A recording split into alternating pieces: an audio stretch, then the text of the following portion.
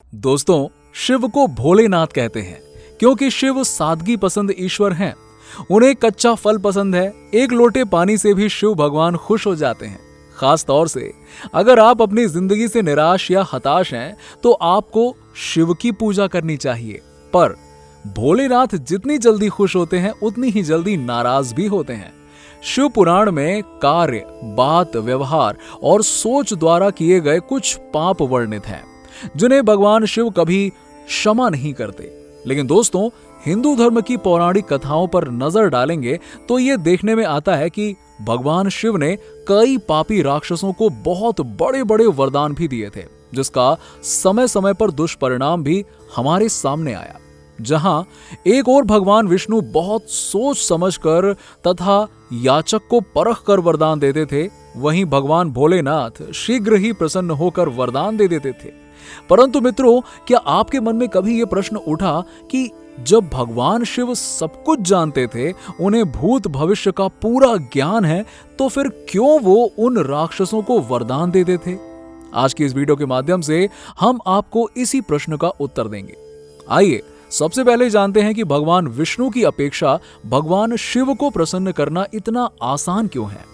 असल में श्री हरि यानी कि विष्णु हर एक बात का बड़ा ही गहराई से विश्लेषण करते हैं। इसीलिए ऐसा माना जाता है कि उनको प्रसन्न करने में तो पूरा जीवन भी कम पड़ जाता है।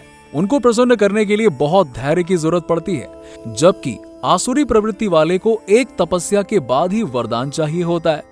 वो संयम तो रखते हैं, पर एक निश्चित समय सीमा के बाद उनको परिणाम की तीव्र लालसा होती है। तभी तो भगवान शिव को देवों के साथ साथ असुर, दानव, राक्षस, पिशाच, गंधर्व और यक्ष आदि भी पूजते हैं।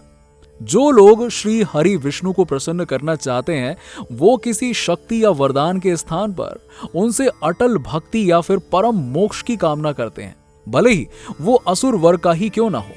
हमारे पास प्रहलाद, बलि, विभीषण आदि ऐसे कई उदाहरण भी मौजूद हैं। ज्यादातर असुरों को तो भौतिक वस्तुएं जैसे धन, राज्य, ऐश्वर्य, सुरा, सुंदरी इत्यादि के अतिरिक्त कुछ और सूझता ही नहीं, जो उन्हें श्री हरि के पास तो मिलने वाला है नहीं। फिर भला उनकी तपस्या क्यों करेंगे? वहीं दूसरी ओर भगवान शिव का नाम भोलेनाथ भी है, अर्थात जो सरल हो, जिसमें छल कपट ना हो। अब वो इतने भोले हैं कि साधारण सी वस्तुओं से भी प्रसन्न हो जाते हैं। यहाँ तक कि मान्यता ये है कि मात्र जल का अर्घ्य देने पर भी वो प्रसन्न होकर अपने भक्तों की मनोकामना को पूर्ण कर देते हैं। इसीलिए इनका नाम आशुतोष भी है, जिसका अर्थ है अति शीघ्र प्रसन्न होने वाला। जब हम साधारण मनुष्यों को ये बात मालूम है, तो दैत्य और राक्षस तो महाछली, कपटी व चालाक रहे हैं। उन्हें मालूम है कि विष्णु जी तो अवतरित होकर पाप का नाश कर देंगे तथा उन्हें प्रसन्न करना, अरे बहुत टेढ़ी खीर है। और सबसे बड़ी बात कि उनसे वरदान लेने के समय वो मर्यादा पूर्ण वरदान ही देंगे। इसीलिए दैत्य राक्षस भगवान विष्णु जी से दूरी बनाकर रखते थे। वहीं सच्चे मन से जो भी उनकी आराधना करता है और जन कल्याण से जुड़ा वरदान मांगता है, तो श्री हरि उस व्यक्ति को कभी निराश नहीं करते। उदाहरण के तौर पर भक्त प्रहलाद भगवान श्री हरि के अनन्य भक्त थे। उनकी कोई अमर्यादित इच्छा भी नहीं थी। इसी कारण उनकी रक्षा के लिए भगवान स्वयं प्रकट होकर आ गए। भगवत पुराण के अनुसार जहां भगवान शिव 10,000 वर्षों की तपस्या में ही भक्तों पर प्रसन्न हो जाते हैं, वहीं पर विष्णु जी को प्रसन्न करने के लिए कई जन्म लेने पड़ते हैं। भगवान शिव में राज्य, स्तर और तम 3 गुणों का समावेश है। अब चूंकि असुरों में तामसिक प्रवृत्ति की प्रधानता होती है और भगवान शिव में भी ये गुण समाहित है, इसलिए भी दैत्य उन्हीं की आराधना और तपस्या करते हैं। शिव सभी आदिवासी, वनवासी, जाति, वर्ग, धर्म और समाज के सर्वोच्च देवता हैं, जबकि भगवान विष्णु सतोगुणी हैं। भगवान शिव वरदान तो देते थे, पर उसके बाद कई असुरों ने काफी बड़ी तबाही मचाई, जिनमें से सबसे बड़ा नाम रावण का था। जी हाँ मित्रों, रावण ने कई वर्षों तक भगवान शिव को प्रसन्न करने के लिए कठिन तपस्या की थी और महादेव से वरदान के रूप में कई शक्तियां भी प्राप्त की थीं।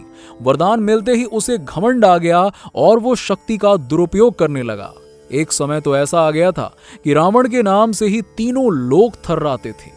उसने अपने सौतेले भाई कुबेर से सोने से बनी लंका छीन ली। इतना ही नहीं, उसने सभी ग्रहों को बंदी बना लिया था और शनि ग्रह को उल्टा लटका दिया था। कहा जाता है कि रावण के सिंहासन के नीचे जो नीला ग्रह था वो शनि देव ही थे। जब रावण का पाप अपने चरम पर पहुंचा तो भगवान श्री राम ने अवतार लेकर रावण का अंत किया। एक और असुर था जिसका नाम था भस्मासुर। यह भी भगवान शिव से वरदान प्राप्त कर चुका था और इसके आतंक से तीनों लोगों में हाहाकार मच गया था। इसको ये वरदान मिला था, जिसके सिर पर ये अपना हाथ रख देगा वो तुरंत भस्म हो जाएगा। इस शक्ति ने इसको बहुत घमंडी बना दिया था। पहले तो उसने अमरत्व का वरदान मांगा था, पर भगवान शिव ने सृष्टि विरुद्ध विधान बताते हुए उसे कुछ अन्य वरदान मांगने को कहा। तब भस्मासुर अपनी मांग बदलकर ये वरदान मांगता है कि वो जिसके भी सर पर हाथ रखेगा वो भस्म हो जाएगा। पर वरदान के घमंड में वो इतना डूब गया कि शिव जी को ही भस्म करने के लिए दौड़ पड़ा। बाद में भगवान विष्णु ने एक सुंदर कन्या का रूप धारण करके एक लीला रची और उसका अंत किया।